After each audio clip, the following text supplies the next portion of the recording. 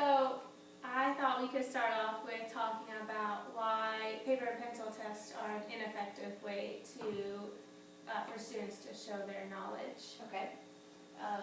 And when you think about students,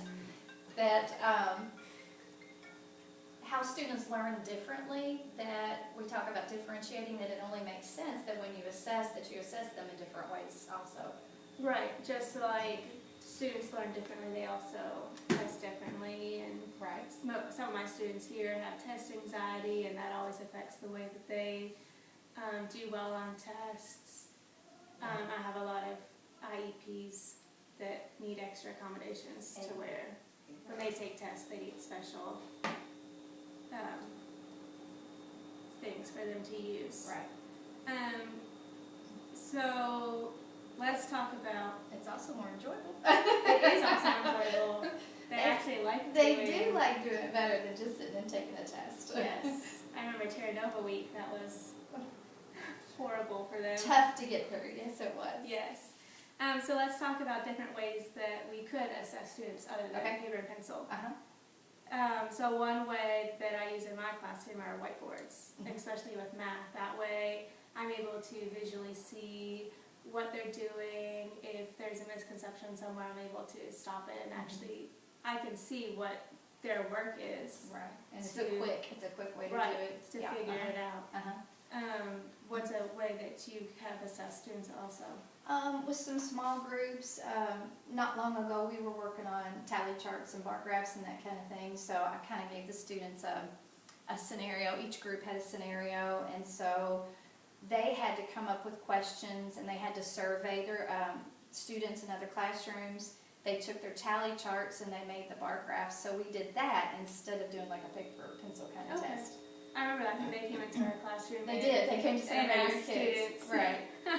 I know some of my students, I think it's also a good way. I give, sometimes I'll give them options, like we did space, and so they had an option of either doing a PowerPoint or a poster or a booklet, to where they were able to choose that type of project to show their information for that, and I think they really enjoyed it. I got a whole bunch of posters, and I got a bunch of PowerPoints, and yeah, I've done that also, and had them like they could write song lyrics, or they could make a poster, or they could make an advertisement or something, and they got to choose, which way they wanted to do that. Now I like that song lyric idea. How did you use that? I've used it in different ways. The one I can think of is we were talking about regions of Kentucky, and so when they were describing their region, they used the song lyrics to describe what each part of the state for their region. And that'd be fun for them to do. It's different. Not every teacher is going to come up with, let's come up with song lyrics. Right. Yeah, they were excited about them. They love present, and they actually get up and sing them, and so that was fun. Oh, that's cool. And I know we've also done, you and I have also done skits to where they'll act out information. Right. Yeah, they always like doing that too. What about, have you ever used, have your students self-assess themselves or peer assess? Some, yes. I've done some peer assessment with writing, where they write a piece and then they share it with a partner, and usually they switch, so they're looking at each other's writing, and I give them a little cheat sheet that has like editing marks on it, and so they take each other's. I usually have them read to each other what they've written, and then have that other student read it, and then they go through and they make they edit together. So that's one way that. And they talk about their writing beforehand, before the other person reads it. And then do they go over the editing marks since they're doing it together? They go over the editing marks, yeah. And then usually it comes back to me, depending on what we're doing. But usually it comes back to me, and we kind of go over it together too. If I have time to work with each student, we'll go over it together and try to get that final draft going. And I've seen older grades do it too, to where they, especially with writing, to where when they do that peer review, even the teachers will give them a rubric to where they can look off of and score each other based off of that rubric. Gotcha, and then that other person will actually see what that score could be if the teacher were to grade it first. And then self-assessment, I've done it a few times in my own classroom to where Either we've talked about some of the rubric bullet points, or I've made a teacher rubric to use off of, but they kind of reflect on how well they think they did. Right. I've done that a little bit too. Usually I just have something simple where, did you, I can't think now, but it's like a smiley face or a, you know, and then you leave a place for them to write comments where they can kind of think about what they've done, you know, as far as self-assessment. Right. What about exit slips? I have never used exit slips. Have you used exit slips? A few times. I think it really was when I first started here to use exit slips, especially with going through K-tip and having to document everything.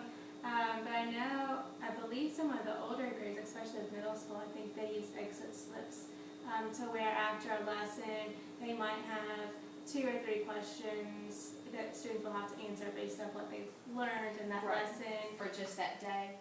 Right. Or I've seen in the younger grades with 1st and 2nd grade when I observed a lesson with them that they, it was on penguins. So they were yes or no questions. Can penguins fly? Yes or no? And she read the questions out loud to them, and then she waited a little bit for the students to circle their answer, and then she would move on. Gotcha. But I think it would be interesting to see how middle or high school teachers use the exit slips as well. Are there any other ways that we could assess students? I use some center activities sometimes where they're just almost a game, feel like more of a game or something. It's not, you know, paper and pencil.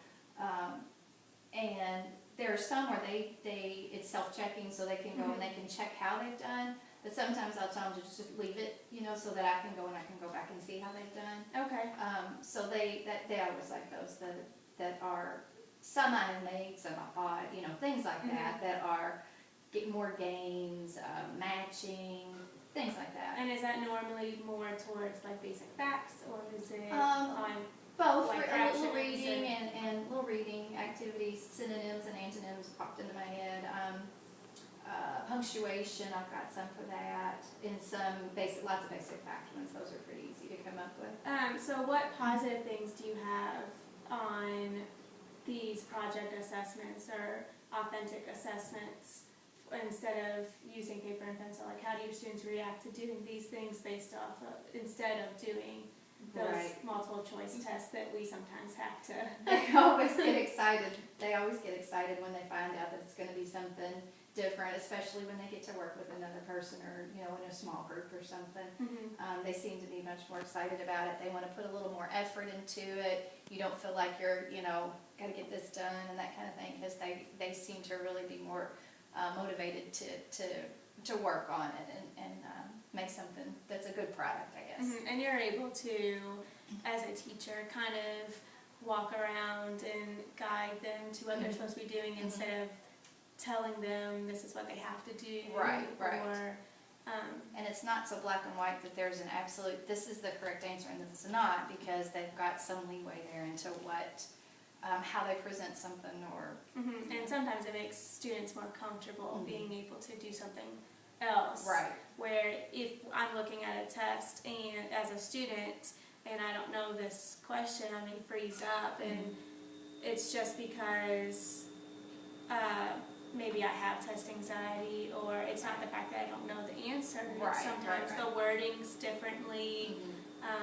So whereas if I'm able to do a project or a speech or some sort of writing assignment, I can, in my own words or in my own way, prove that I know the content instead of having this test. Right. Especially for people, I think, who are creative, who are good artists, or, you know, they like to act it out and things like that.